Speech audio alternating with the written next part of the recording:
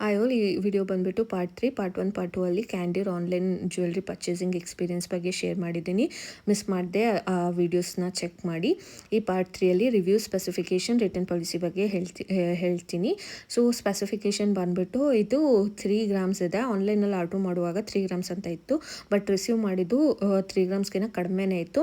Manufacturing ಮಾಡೋ ಟೈಮಲ್ಲಿ ಜಾಸ್ತಿ ಇಲ್ಲ ಕಡಿಮೆ ಆಗುತ್ತೆ. ಸೊ ನನಗೆ ಕಡಿಮೆ ವೇಟ್ ಆಗಿತ್ತು. ಆ ಡಿಫ್ರೆನ್ಸ್ ಅಮೌಂಟು ನನಗೆ ಅಕೌಂಟಿಗೆ ಬಂದಿತ್ತು. ಅದರಲ್ಲಿ 2 ಆಪ್ಷನ್ ಇರುತ್ತೆ. ಒಂದು ಡಿಫ್ರೆನ್ಸ್ ಅಮೌಂಟ್ ನಿಮಗೆ ಕ್ಯಾಂಡಿರ್ ವ್ಯಾಲೆಟಿಗಾದರೂ ಹಾಕಿಸ್ಕೋಬೋದು, ಇಲ್ಲ ಒರ್ಜಿನಲ್ ಅಕೌಂಟ್ಗಾದರೂ ಹಾಕಿಸ್ಕೋಬೋದು. ನಾನು ಒರ್ಜಿನಲ್ ಅಕೌಂಟ್ಗೆ ಅಂತ ಹೇಳಿ ಸೆಲೆಕ್ಟ್ ಮಾಡಿಕೊಂಡು ಒರ್ಜಿನಲ್ ಅಕೌಂಟ್ಗೆ ಹಾಕಿಸ್ಕೊಂಡಿದ್ದೆ.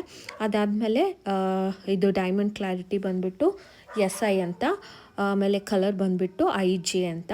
ಸೊ ಇದು ಅಂತ ಏನು ಸ್ಪಾರ್ಕಲ್ ಅನ್ನಿಸ್ಲಿಲ್ಲ, ಇದು ನಾರ್ಮಲ್ ಸ್ಟೋನ್ಸ್ ಥರ ಅನ್ನಿಸ್ತು. ನಿಮಗೆ ತುಂಬ ಡೈಮಂಡ್ ಫೀಲು, ಸ್ಪಾರ್ಕಲ್ ಫೀಲ್ ಬೇಕು ಅಂದರೆ EF ಮತ್ತು VVH ಸ್ಪೆಸಿಫಿಕೇಷನ್ಗೆ ಹೋಗೋದು ಬೆಟರು.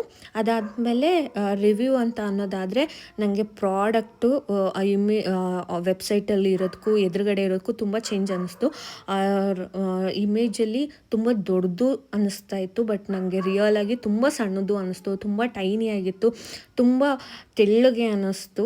ಸೊ ನನಗೆ ಅಂಥ ಫೀಲ್, ನನಗೆ ಅಷ್ಟು ಒಳ್ಳೆ ಫೀಲ್ ಅನ್ನಿಸ್ಲಿಲ್ಲ. ಆಮೇಲೆ ರಿವ್ಯೂಸ್ ಏನು ಕೊಟ್ಟಿದ್ರು ಕ್ಯಾಂಡಿರ್ ವೆಬ್ಸೈಟಲ್ಲಿ, ಅದಕ್ಕೂ ಮತ್ತು ರಿಯಲಾಗಿಗೂ ತುಂಬ ಡಿಫ್ರೆನ್ಸ್ ಇತ್ತು. ಅದಾದಮೇಲೆ ರಿಟರ್ನ್ ಪಾಲಿಸಿ, ನಾವು ರಿಟರ್ನ್ ಏನಾದರೂ ಮಾಡಬೇಕಂದ್ರೆ 10% ಡಿಡಕ್ಟ್ ಆಗುತ್ತೆ. ಇನ್ ಕೇಸ್ ಏನಾದರೂ ಡ್ಯಾಮೇಜ್ ಆದರೆ ಫುಲ್ ರಿಟರ್ನ್ ಆಗುತ್ತೆ.